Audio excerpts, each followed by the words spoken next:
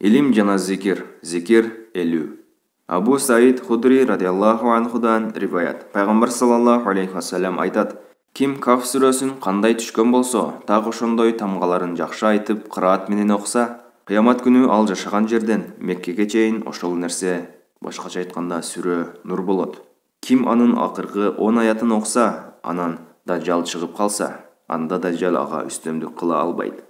Абу Саид Худри радиаллаху анхудан риваят. Пайгамбар саллаллаху алейхи вассалам айтат: Ким Каф сүрөсүн кандай түшкөн болсо, так ошондой тамгаларын жакшы айтып, кыраат менен окуса, кыямат күнү ал жашаган жерден Меккеге чейин ошол нерсе, башкача айтканда сүрө нур болот. Ким анын акыркы 10 аятын окуса, анан Дажжал чыгып калса, анда Дажжал ага үстөмдүк кыла албайт. Абу Саид Худри радиаллаху анхудан риваят. Пайгамбар саллаллаху алейхи вассалам айтат: Ким Каф сүрөсүн кандай түшкөн болсо, так ошондой тамгаларын жакшы айтып, кыраат менен окуса, кыямат күнү ал жашаган жерден Меккеге чейин ошол нерсе, башкача айтканда сүрө нур болот.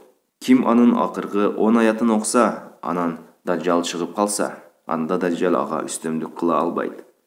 Хаким.